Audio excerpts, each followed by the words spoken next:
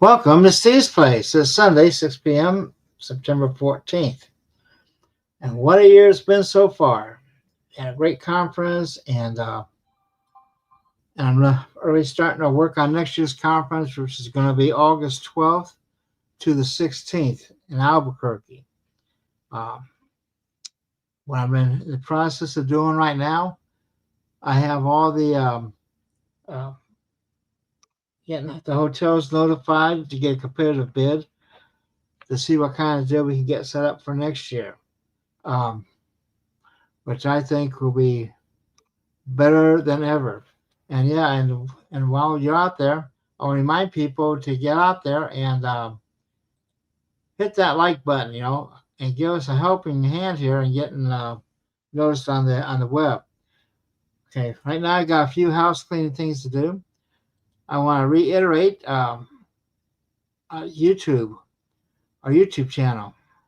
I can't emphasize too much how important it is for people to get a membership on YouTube. It's $9.99 a month, and it really helps us out getting through the year and getting set up for the next year for the conference and everything. Um, we have over 1,500 videos up there on a wide variety of topics. Hopefully, this week I'll be able to start uh, moving some more stuff online. Um, it all depends. Uh, we're supposed to be moving soon. Uh, we're still in the process of closing, and until that happens, I'm kind of stuck here.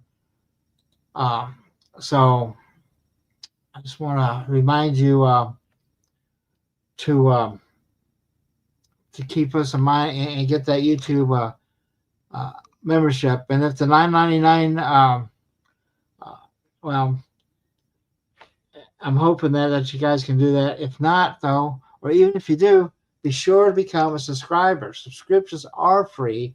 And what happens when you're a subscriber and you mark the notify, every time we put something up there, you get notified that it's up there.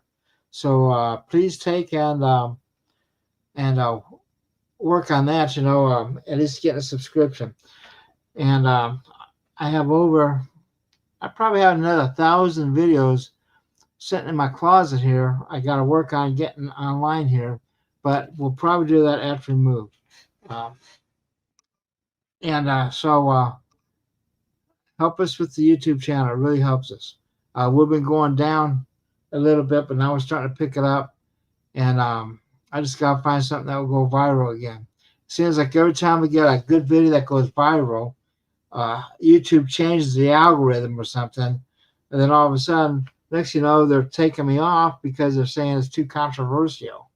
You know, and so I think that's ridiculous. Also, talking about YouTube, they have started this new thing now where they have an AI determine who's a child and who's not. And if they determine that the channel, okay, the person with the subscription or whatever is a child, they'll start blocking videos at that point. So what you need to do, you need to check on the status uh, of your uh, of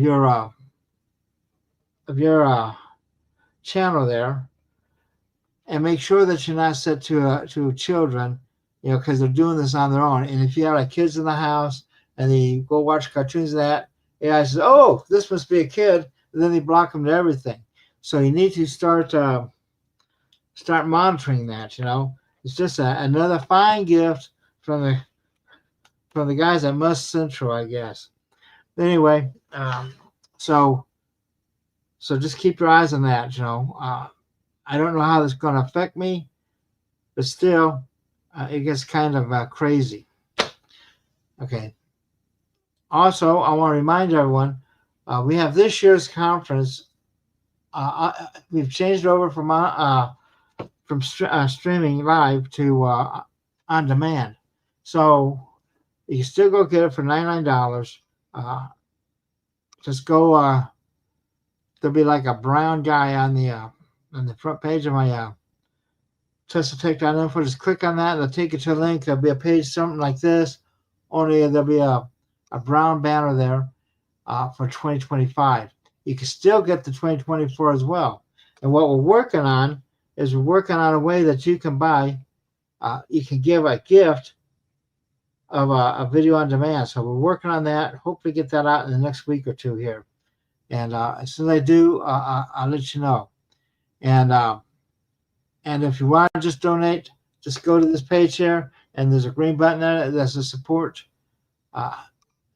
this channel. Donate now, and that goes directly to Tesla Tech. And no one gets any of that. Just it all goes into Tesla Tech, and we really appreciate it when you do that. So, I'm getting back to the upcoming conference, which is going to be in 2026. We're going to have that one there. We're going to have it August 12th to the 16th. We put out a call for papers already. Okay, we're looking for topics like Tesla technology, Tesla turbines, Tesla coils, magnetic motors, zero-point energy, cosmic and radiant energy, Brown's gas, HHO, extreme physics, low temperature plasma, GEAT, electrogravitation, anti-gravity, electromedicine, magnetic healing, all aspects of water and its properties, extraordinary health supplements, and other extraordinary topics. We sent this notice out asking for people who are interested in this to get back to us. I put a due date of December 31st on. However, the sooner you get back to me, the better. I'm looking for 250-word abstracts, to tell us, for you to tell us what you want to talk about. Okay, should be clear and brief, descriptions, and all the papers, we require to be original and unpublished as of the conference date. And once we get your paper and everything, your reception in, after the first of the year, you'll be getting a letter from us, giving you more information about what we expect. And if any of you have seen the videos from last year or the year before, they're extremely good, and it gives you a good idea what you can do. Our conferences are great. They're a great chance for you to meet different people. Right now we are all living in this electronic bubble, and we're trying to keep these people from keeping us locked down, and we got to break out of this, and the way we break out is by going to these conferences and that. I just got back from one. I went and visited one here in Vegas, the biotech conference, that David Fashid puts on, and he could have used more attendance there, but that's a big problem. First of all, we're such a unique group here, and we all are, well, like I say, we're unique. We're one of a kind. We're on the cutting edge, or should I say the bleeding edge, and because of that, we really don't have peer review. You can't have peer review if you don't have no peers. We have people who are working in similar directions, but that's not the same as a peer. I believe that's what frustrates science is the over reliance on peer review, and as a result, the technology gets kind of locked in there. Now I put out, I'll do it again.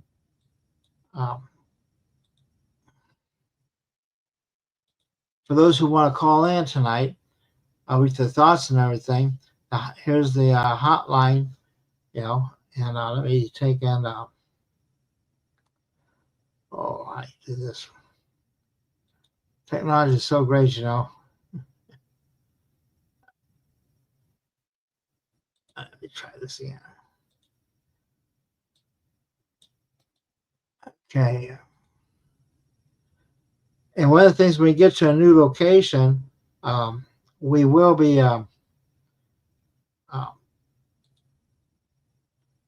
we'll get to a new location. We will be uh, kind of disrupted because I'll be dealing with a new provider, and I don't know what kind of service we're going to have. So if for the next couple of weeks, you kind of bear with us, and there's the links for anyone who wants to come on. Wow, that's the first error occurred. So never had an error like that occur before. Anyway, so we're going to be trying. I really don't want to do Starlink. I'll probably be looking at Earthlink, and if I don't think Cox is in that area, I do believe that Quest might be. And if Quest is there, I may be able to get a DSL line. And for you people who are interested in a good service, Quest generally has DSL. And the great thing about DSL is, unlike cable, if you're on a cable system, the more people that get on it, the slower it goes. Okay. And it really gets bad around 6 or 7 at night when everybody gets done with dinner and they all hop on the internet all at once. It really bogs it down. Now with DSL, that does not happen, because with DSL, even though it may be slower theoretically, in practicality, it is steady state. Because there's only one person on that line, and that is you. Which makes it unique. So anyway, keep that in mind. If you ever have to explore these internet things, we were supposed to get a broadband project started this year, but the Elon and company kind of got that canceled because he's trying to force his space link or whatever down our throats, or SpaceX, and that's another reason I don't want to use that. I hate people when they start cramming stuff down my throat, and I'm pretty sure a lot of you guys are the same way. I try to avoid that whenever possible, but you know how it goes. So anyway, another announcement I need to make is we're just now finally getting all the DVD sets out. What had happened is during the replication process at the conference, there was a couple of DVDs that got mislabeled. And so I've had to go through and identify the defective DVDs or the mislabeled ones. And we're just now getting them sent out. The people who picked up their set at the conference, we are sending you out the mislabeled DVDs. We're sending out a new one, so you can take the old ones and throw them away and put these new ones in their place. And that's straighten that out. And for those of you who are just now getting the DVD sets through the mail, well, we already fixed them, so you'll be good to go there. Okay. And I don't know what else to say. Also, if you're interested in me and in speaking at the conference, you may be interested in coming on our what do you call this thing? Our broadcast here on YouTube before then, and we'll let it go. Okay, here you go. Okay. Someone's phone is getting ready to die. Anyway, so keep that in mind. If you can't speak at the conference, you might want to consider just coming on YouTube here, and we'll take care of you that way. I'm sure everybody would be really interested in hearing new voices out there. That's the best thing about the conference, though, is the in-person experience, because not only do you get new technology, you get to meet new people. And unfortunately, that's what we're all about. It's supposed to be people. and that's a dying thing in this country today. And that's what I'm kind of terrified of AI, because they're trying to get rid of people. And okay, here you go. Here's a comment here. Any traces of John Maluski making Go DVD? It's lost media now. Well, we sell it. We have the Making Go DVD. We have all the ones at his conference, but we also have the one that he had and he was selling. So we also have that available. Just give me a call. 520-252-0374 is my cell. And I'll be happy to take care of you after we're done here or later on this week. We're trying to get the bookstore. We're trying to get the magazine back up. So if you're interested in speaking, you may be interested in writing. If you're terrified of writing, fear not. I am here, and I'm pretty good at editing. I'm better at editing than I am at speaking. I'm very uncomfortable speaking. So just be aware of that. Our magazine, I'm working on getting it back. And barring that, I'm considering doing a Substack. So if anyone really knows how to operate that, I would really appreciate it. In fact, we're looking for volunteers, people who might want to help us build up our YouTube audience. I guess YouTube is having a YouTube boot camp, this in the next week or two here. I may have to go to that because I just don't know enough. I'm a writer. I'm not a speaker, and I'm not a video person. I'm a programmer. I can program, and in fact, my website is all hard-coded HTML. I had to teach myself it. I had a little assist from these people who are at Global Sciences. They showed me what to do to get started, and then I had to teach myself once we got started. It's not an easy thing to do. Anyway, so if you're interested in YouTube, Substack, we also have Facebook. I don't know anything about Facebook, but I have an account. I also have an Instagram. I have an account there, but I really don't use it or keep it up like I should. So, I'm looking forward to possibly getting some people who have it. And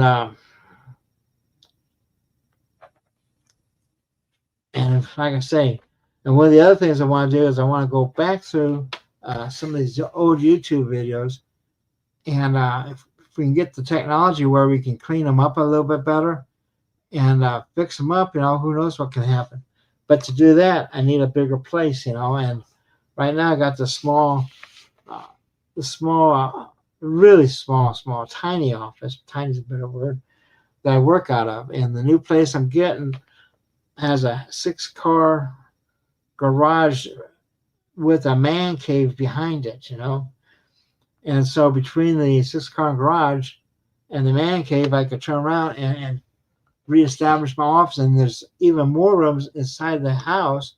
And I have another place for another office, which opens out to the like a courtyard.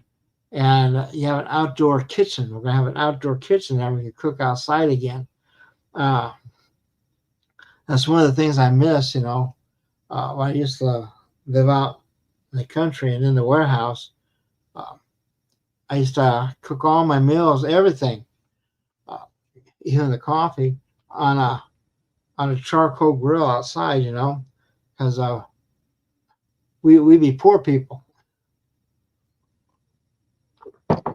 When you're poor, well, you use your money very frugally, and sometimes, though, I think if you ever look at things, money really, really messes things up. I mean, sometimes you look at Vegas. Vegas, when I first got to Vegas, it was great. You could practically live on nothing. Uh, you go to these casinos. Uh, I always played the poker machine, but I have a system, and so with the system I had, I could be on there for like about 8 hours straight and not lose more than $10. But the point was to get to make these things called points, and with the points, okay, you could trade those in for food and everything. So for a long time, uh, I lived very cheaply. I mean, breakfast was like $3, you know, at a buffet, for a full breakfast. I mean, you know, it was perfect, for people, to live. And the casinos, their goal is to make the money on the machines and everything. And they built a whole community based on cheap food, cheap entertainment, lots of gambling, and rooms that were like $20 a night. So people come in, have a great time, then leave. And but then all of a sudden during COVID, all these companies like MGM and all these major casinos made this conscious decision to get rid of the middle income people, and go for the high rollers, the whales. They call them whales here, the people with lots and lots of money, And then they started getting things, like the pro football team and the pro hockey team, Next thing you know, they get rid of the cheap buffets, They tore down 3 casinos just to keep the room rates up, you know. So, so what that did is it's caused exodus from the strip, and now the strip is empty, and they're crying in their milk because they relied on the CPAs, to guide their businesses, and they know how to count business, and they know the value. They know how to count that money, but they don't know the value of anything. And sometimes the things we do that don't cost us nothing or make us anything are the things that make us happen. So anyway,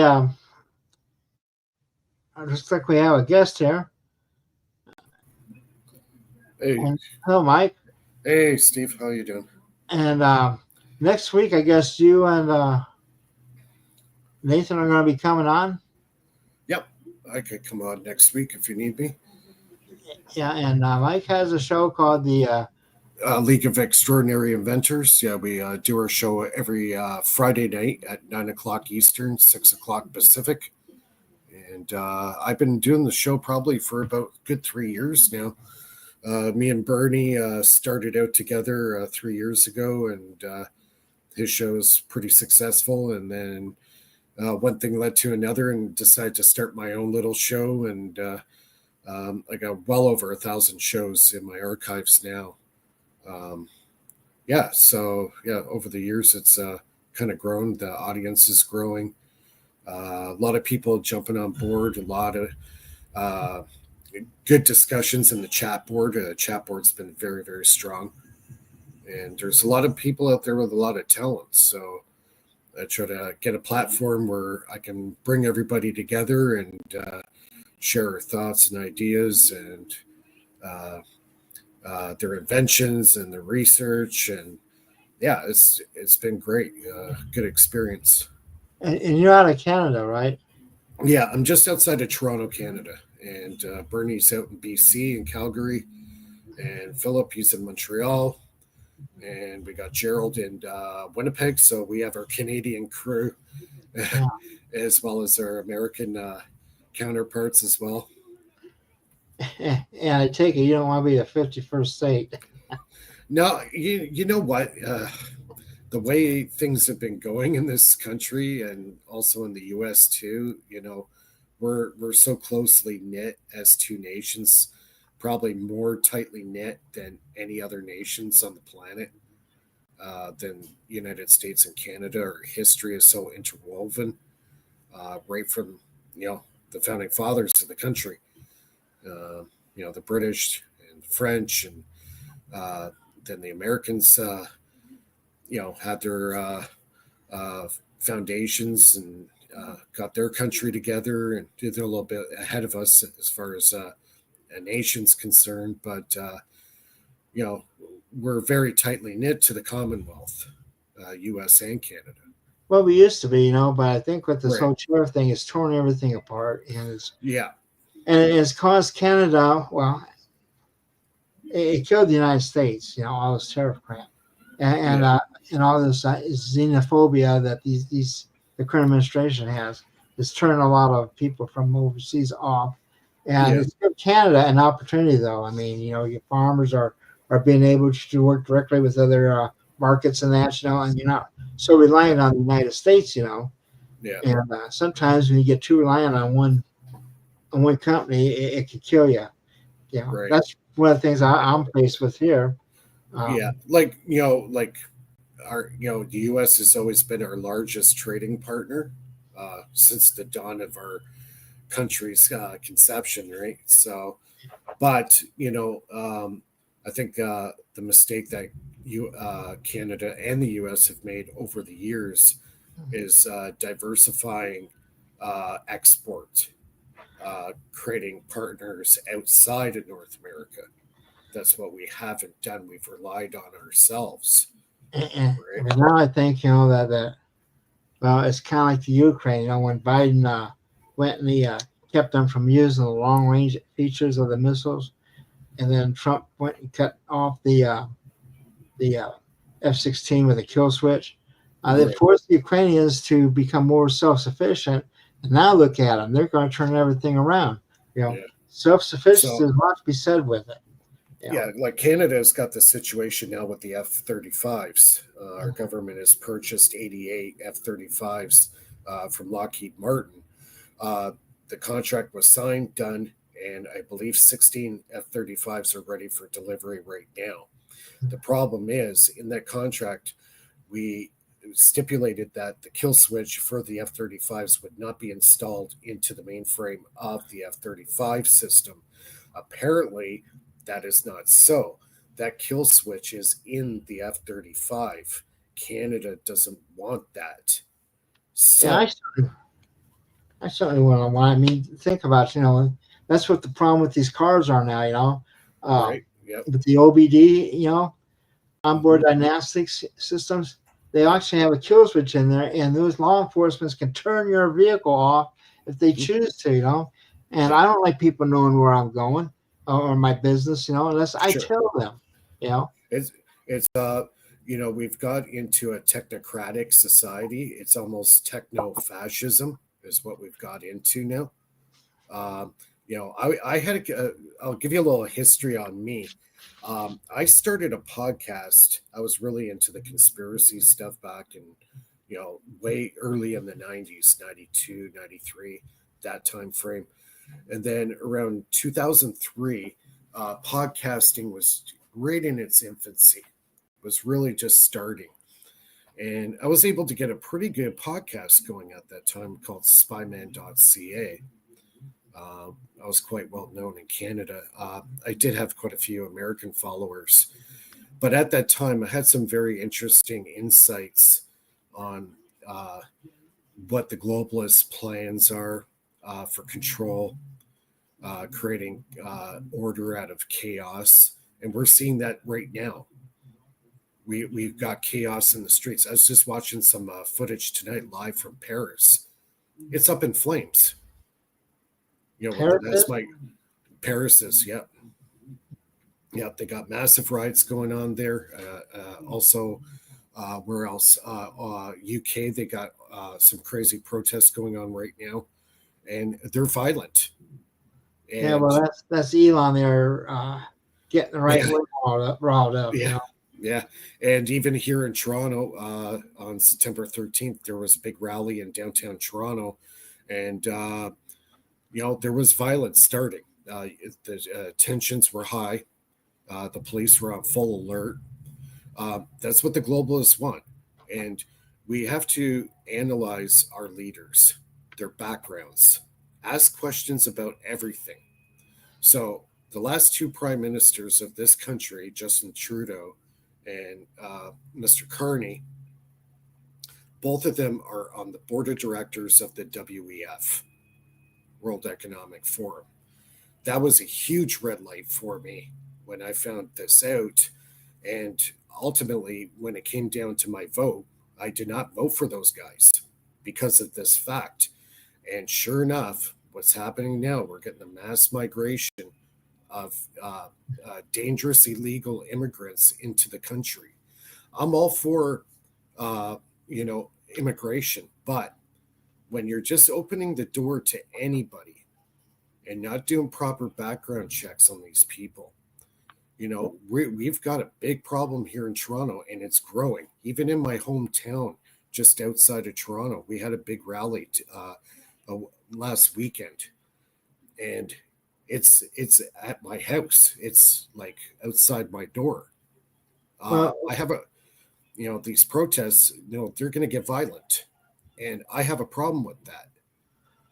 Well, I lived right there, practically on the southern border, just north of the Indian reservation that's on the border. Yeah, and I live very close. Adham Nation, and just to give you an idea of how close it is, this lady that lives about 3 miles south of me, every morning she'd come up, and there'd be all these bicycles in her yard, and then the pickup truck would come by and pick all those bicycles up and take them south. Okay. Mm-hmm. And that was the immigrants riding across the thing. Yep. I've had to deal, my first wife was Korean, and I brought her brother and sister and her mother over, and brought her grandmother over for a visit and that. And there's very stringent requirements and everything you have to meet back then. But it was difficult then, but it's so confusing, and what they've done is they had a good solution worked out, but then they let Mr. Trump there talk them out of the solution where it can bring some order to it. So what they need is more order. But when, I don't know if you remember back in the 1980 was it? When all the boat people come over, right, from Cuba, yeah. And you know what they do with those people? They gathered them all up as soon as they come on the beach. They picked them up and they shipped them off to Fort Smith, Arkansas. Right. They sat through there and they processed them through. Right. And that's what they should be doing, not what they're doing now. Right. And I think we're at the point now where the mass migration into the U.S. and Canada got out of hand to the point where they just let the floodgates open, and now we're in a situation of being overrun. Right now, there's turmoil, there's chaos on the streets, and pretty much all the major cities. My wife is an immigrant too. She came here in 2004, from the Philippines, but she had to go through several processes to get into Canada, get her landed immigrant status, start work, and have a sponsor that would sponsor her into the country to work. Then she had to wait, I think it was five or 6 years before she was able to apply for Canadian citizenship. Okay, that I don't have a problem with. That's the proper channels of immigration. I'm all for it. That's what built Canada. All the Europeans came, my dad's father was all part of that. He came to Canada in the early 1930s as a miner, and he had to go through several processes to get into the country. So doing it legitimately, no problem. I haven't had a problem. Well, there is no really legitimate thing. You just have to have an orderly process, And speaking of immigrants, my people know what can happen when you have an immigration problem get out of the hand, And that's how AIM was formed.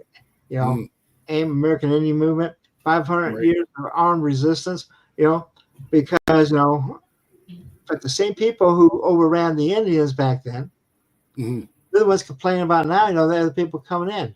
But we need to be careful about that because we don't know what's down the pike here, We could be dealing with space aliens here in the future. Yeah. We could be dealing with a glaciers again. And if we Yeah. have glaciers, then we're going to be the illegals running south, Yeah. So, Yeah. well, it's best just to be biblical about it and believe. I think it's Leviticus 19, where it says you should be kind to the stranger because we were strangers once in Egypt. You know, Yeah. and so we should be keeping that in mind. And if we keep a real Christian heart, and Yeah. it will And all work out. and I think that's a part of the problem that um, is with both our countries as well as Europe is when you have a very parasitic ideology coming into your country in masses. That's when you get hostile takeover, and we're seeing it in Britain. We're seeing it in Ireland. We're seeing it in France, Germany, where these people who come over are radical jihadists, Well, and and that's where the problem is. Like, I think the you know, people who actually come over, a lot of them are trying to get away from that. And right? That you would think that would be more than enough reason why you would want to leave that. and then the real problem is once the kids are here, Mhm. they can get radicalized on the internet. You know, That's right. That's right. Yeah. and that's where one of the problems is. But but for them to be going after doing what they're doing, first of all, I don't believe any law enforcement should be wearing a mask. I mean, I spent years in the army, Yeah. and I didn't have to wear a mask on anything except for a gas mask, Yeah. But and mask when you're going through back of a convoy, But for the kind of actions they're doing, But when you're Every taking people out of the fields and out of their workplaces, you know, it's killing us, And I imagine Hyundai will probably pull out now because he got rid of all the cranes now. Yeah. But See, but I think the deepest problem that we have now is getting order back. And right now, obviously, we're entering chaos. Now, this has been planned a long time ago for this to happen.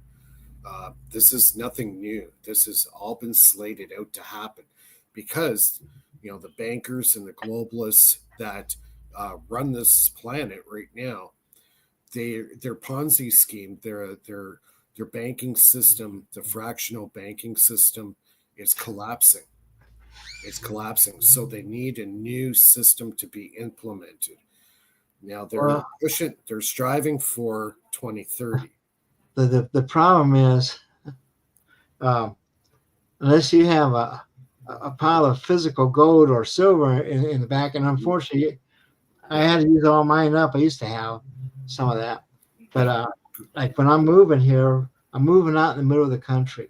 I mean, I'm I'm in this little town of about 300 people, okay, and there's a casino that's been closed since COVID. Right. Nice they open it up, or at least the restaurant part. Uh, we might think about trying to get that building ourselves, but we'll be in a location. It's in the middle of nowhere, and there's a lot of empty territory there, a lot of empty lots. We might be able to get some lots in that, and that'd be a great place to experiment. And we have a runway, a Uh, block from my place is I don't know if they have a tarmac there or if it's just dirt or gravel, but there's a runway because the whole town, everybody had a hangar, everybody had a plane, you know, mhm. so it could be our first private spaceport for real there. I'm trying to Yeah. far the anti-gravity stuff, Yeah. you know. But yeah, Yeah. Gold is will always be the foundation for a banking system. It yeah, always will be precious metals. So, like after the Great Depression happened in 1928, after everything finished and they were coming out of the Great Depression and then World War II sparked up, it was actually illegal for the average American to actually have gold in their possession. The government started rounding up all the gold because they knew they had to have this in their banks to have a foundation, to have a banking system. It wasn't until years later when they changed the standard to the petrodollar. And that didn't happen until about 1973, actually the year I was born. So that's when the gold standard changed to a petrodollar. And a lot of bad stuff happened since then. And Yeah. Oh you yeah. know, I was in the army, and one of my first duties was providing a quick response for Fort Knox. That big depository there, Yeah. So yeah. A lot of people thought there was a lot of gold missing from the Fort Knox. It was kind of a conspiracy that all the gold was removed from Fort Knox. There wasn't any I don't gold. know. I never got in it to see. Yeah, well, I don't think anybody got into it. But I heard that they keep a lot of drugs in there. Mhm. Like opium and that. Just in case something happens and they need. Know who was one of the largest cocaine importers in the United States? Take a wild Coca-Cola. guess. Yes, sir. You're right. And I know so because I used to know and talk to Sherman Skolnick. Do you know Mr. Sherman Skolnick?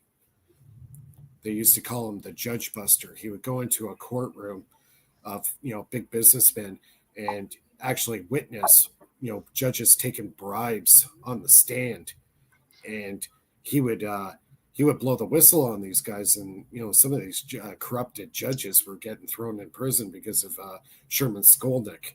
Look him up if you get a chance. He was a really interesting character. He had polio, so he was in a wheelchair. Sherman Skolnick. He was out of Chicago. He lived in Chicago at the time. So when I had my conspiracy show on back in 2003, I was in correspondence with Sherman Skolnick.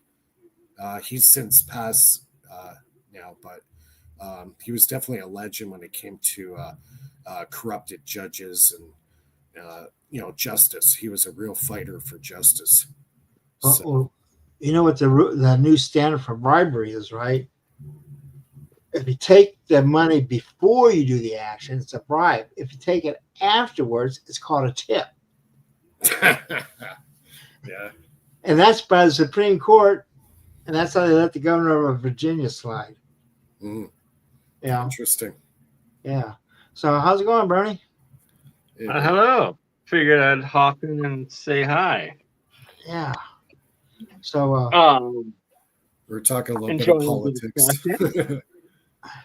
We made a little political over the science, but hey, that's okay. Well, you know what? Free energy, the free energy stuff kind of overlays into the politics because that was all part of the suppression, and it still is. It still is to a point, right? Yeah, everything. We're basically disruptors here, okay? And like the anti-gravity.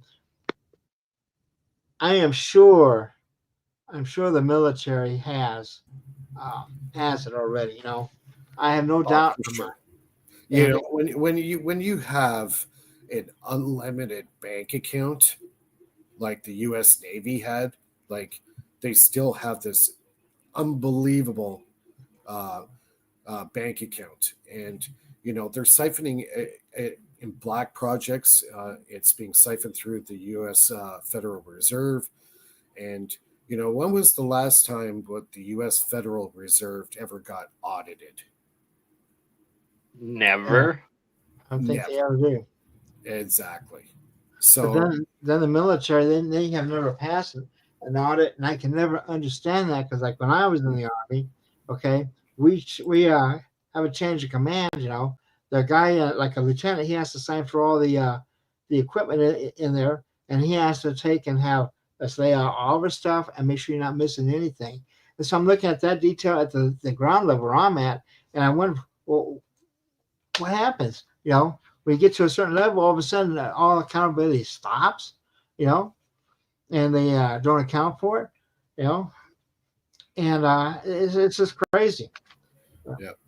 It's just when you have anti-gravity, the implications of what it could do for society, but also the negative stuff. Weaponizing this stuff. That's what they fear the most. is weaponization of this technology.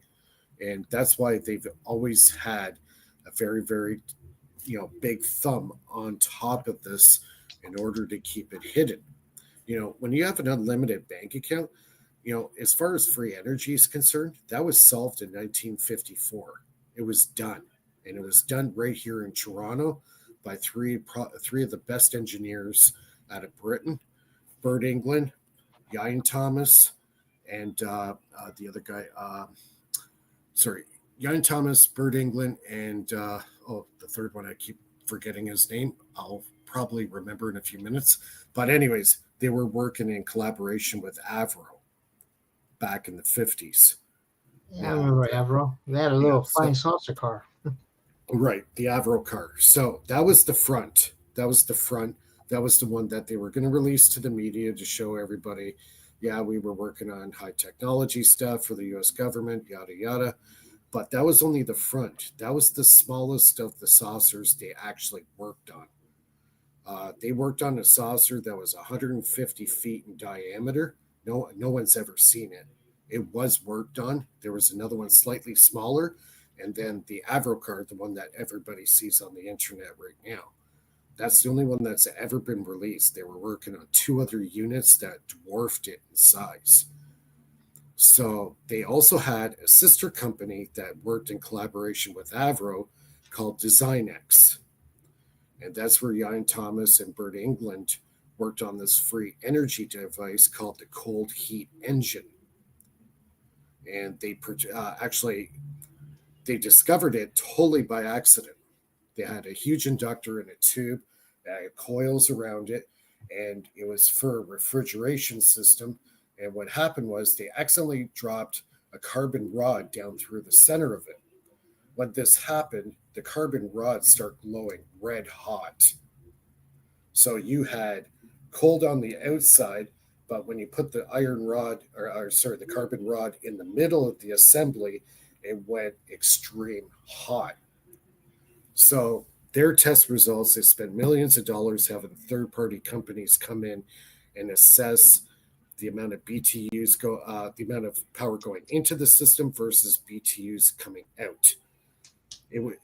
Their average result was 150,000 over unity. 150,000, not 100,000. So this was done in 1954 when they completed the first prototypes. Other ones were made afterwards, but at that time when Avro was they were working on other projects like nuclear missiles, fuel for long-range tactical missiles, a whole bunch of stuff. Anything that a customer came up, they would take on the project. But at that time, ExxonMobil was all over that place. They had their little spies in there, and they were watching everything that was going on. And soon as they seen that this cold heat engine worked, the funding was pulled. They cut them off because they knew this was going to be a threat to their bottom line. So, Well, that's only accurate to a point, because what happens is they'll pull the funding to those guys, but then they'll do it internally because they don't really care where the energy comes from as long as they can sell it. right. So what happened They'll was use it for their anti-gravity, right? So it's like they'll black it out from the public and then develop it, but specifically only for the military purposes, anti-gravitic, and keep it Right. hidden. So at the Avro company, at that same time that Energetics was working on this cold heat engine, a lot of people don't know, but Townsend Brown was the head of that project. He was working out of Toronto. That's where I ran into it, is through the Townsend Brown work. Yeah. And And there- and here's something you should think about. The military doesn't really do a whole lot with NASA anymore, and they kind of pulled out of it. And but the military never sees the high ground, and I am sure I just feel in my bones that they probably have some kind of space station at one of the Lagrange points. Okay, and they have the anti-gravity because when I was a senior in high school back in the '80s, early '80s, okay, or college rather, the Air Force would sponsor the IEEE, okay, and they took us all to different places. And one of the recruiters gave me all these posters to pass out. And it was Space Force 2001, and it had a picture of the Aurora, but no one knew it was the Aurora at that time. But I passed them all out, and a couple weeks later, he says, "Hey, you know those posters I gave you? What did you do with them?" I said, "Well, I gave them all around." He said, "Oh, that was a mistake. That was classified." Yeah. So so I know they're a good 30, 40 years at least minimum ahead of us. Yeah. Because the stuff that I would say they're well beyond that. I'd say they're 100 years. Yeah. And I'm being conservative on that. Well, I was giving a tour. Our class was giving a tour. The IEEE guys. We were giving a tour of the Kirkland there back in 84, and at that time they had just figured out how to counteract the atmosphere fluctuations for the lasers. Okay, using ring lasers, and they just got through that, and they had on the plane. We got to see the plane and everything right there in Kirkland. That was in '84. And now that's supposed to be the hottest thing out there and everything. And you look at all these new laser-based anti-drone equipment they're coming out with. Yeah. Right. One other interesting note is back in the First World War, going into the Second World War, the military was building all these battleships. Mm-hmm. Okay. Huge battleships with these huge armor plating. And they had to come up with a way of welding these giant armor plating on the sides of these battleships, but faster.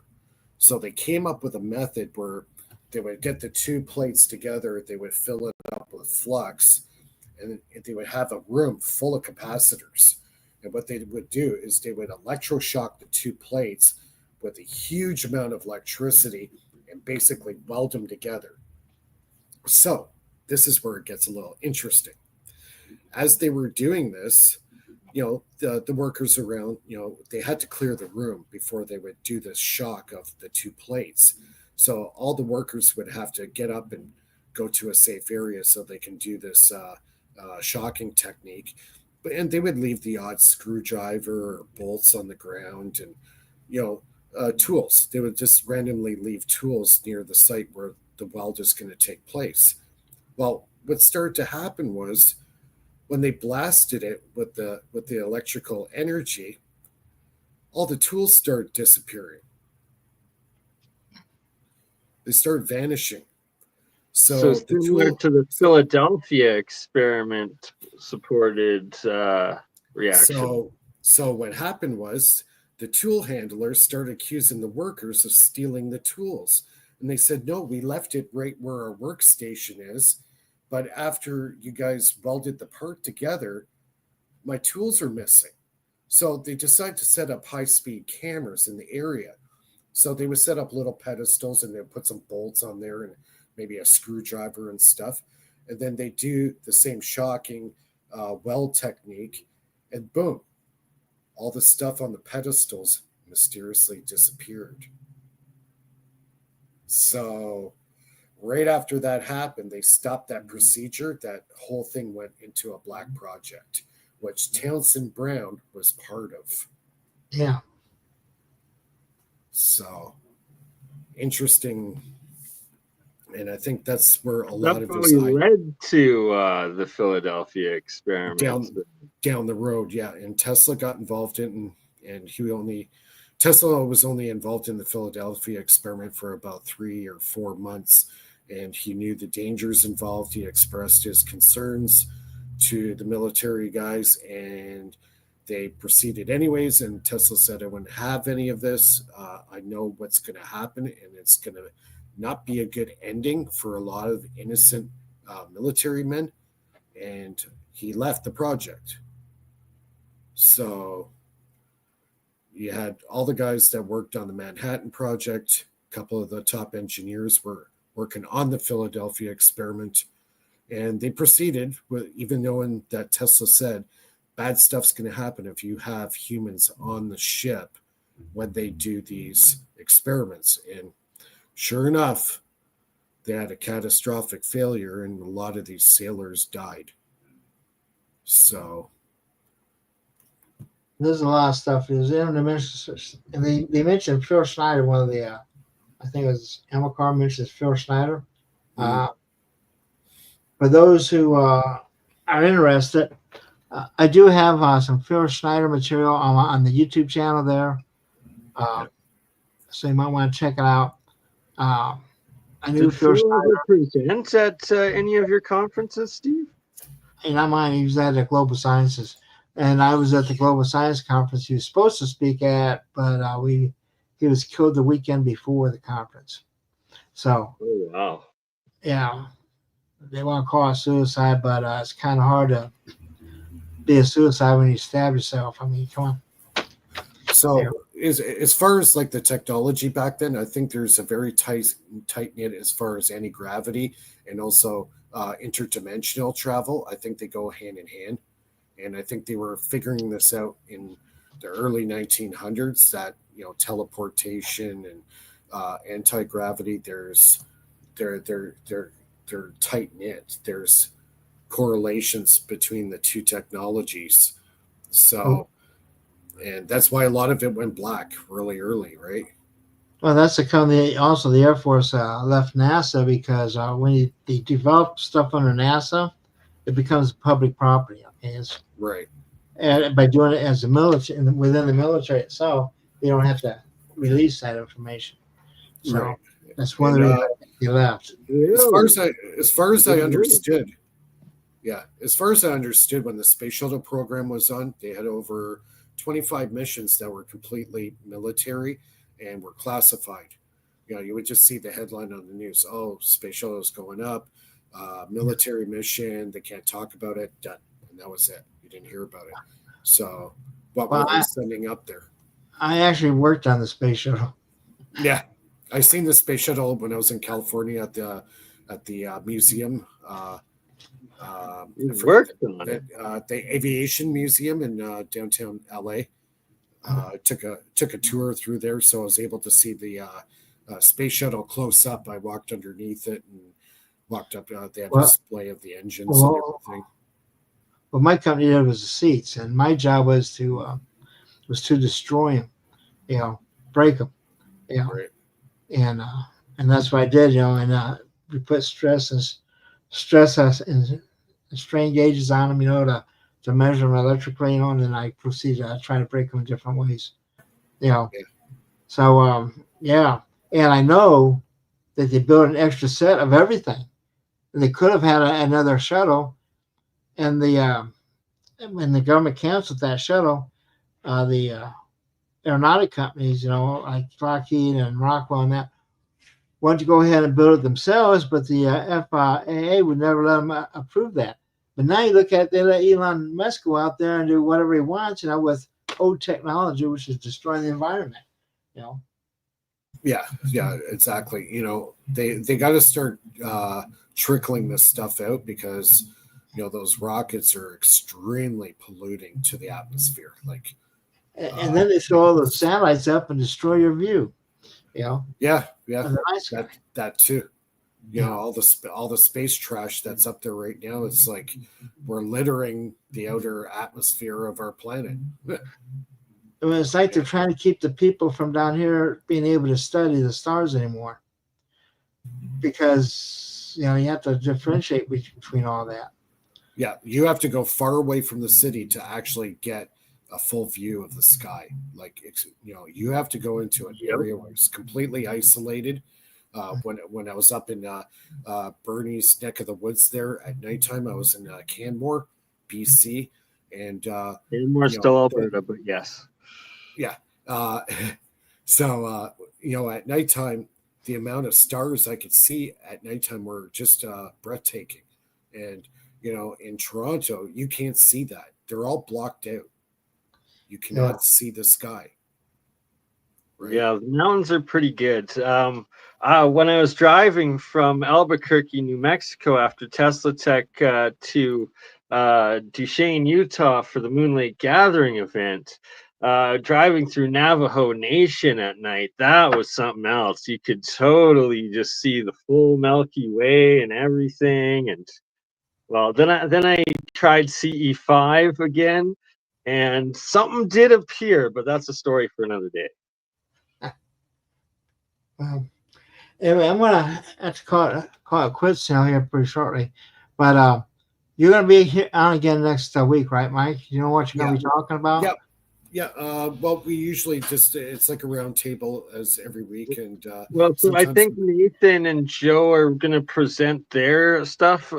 He's talking about on his show, Mike, not on our weekly show. But if you're coming back to present, I think you'll present on your like builds and stuff like that, right? Yeah. We'll let Nathan do his thing next week, and then after that, And the people who want to watch the Extraordinary League of Inventors, how do they get a hold of that channel? Yeah, just go into YouTube and type @Faraday Research, and you'll see my channel show up there, and you can follow what I'm up to and my projects. And I also got the live tab there, so you can see all the shows that we have done for the last few years, the early days with me and Bernie starting off and getting things going. And both of us have some really good content on both of our channels. And yeah. And do you have a website or? No, I just basically use the YouTube channel as my main front. I might be working on. I was thinking about getting a website going. I'm still kind of debating if it's worth it or just keep the YouTube channel. I'm on Rumble as well, so I have my presence on Rumble. So I've also downloaded all my archives. I have copies of all my content. So if right now I'm being shadow banned, like really bad right now, like bad, like this is the worst I've been shadow banned so far. So I'm sorry. It might have to do with being associated with my channel, and they haven't let me gain a subscriber in 5 years. It's wild, but it's what it is. It means we're doing something right. Yeah, they're squeezing me pretty tight right now, but I've been trying to fight it off with the algorithm. So I'm trying to put out a lot of shorts and stuff like that to kind of counteract that algorithm and get me moving again. Rumble don't pay anything, do they? Rumble, I just want my presence on there, so I do post videos on there, so people, don't put all your eggs in one basket, so to speak, right? So, well, one of the things I do is let me bring this up. If you go to my website, you see this little yellow box here, and then here I have a conference directory and a speaker directory, and so I can link. There I can have all the conferences listed, and I have a link to each conference playlist. The same thing with the speakers, and that's what I'm working on. So that's where it would be nice to have like at least a one pager there to set some kind of directions for that kind of stuff, and then you're not dependent on their stuff to take people there. Yeah. Well, the advantage you have over us is you've been at it a lot longer. I didn't really start. I started making HHO generators in 2001. So that was kind of my first taste of the free energy stuff. So you've got a little bit of a head start on me, to say the least. I started in 1984 doing this with the Tesla side and was the president for a lot of years, but I left them in 97, and I've written this. I started writing web pages back in the mid 90s by hand, and all my stuff is by hand. I don't use any of these editors and that. I don't. I don't know how to use them, or I don't trust them. Yeah, I used to do all my websites longhand in HTML. Yeah, and that's how I learned how to web design, the old-fashioned way. But I know how to use the new tools and getting pretty good at it. So I don't like them because it's like the AI stuff. They try to put you in a box, and But to go to all AI, what are people going to do? You know, and the more AI does for you, the less you know. You know, and I think it's a way of dumbing down America. So, but anyway, I'll be checking with y'all next week and everything, Yeah. and Awesome. we'll be in Thanks for touch. having me. Yeah, Appreciate thanks it. for having us on. And I want to remind everyone, tomorrow's the 15th. Our DVDs are still available at the $100 off thing. So get hold of me, 520-252-0374. And I'll see y'all next week. Okay, take care, guys. Thank you for being. Thanks for coming by. Thanks. Try this thing out. I need to get me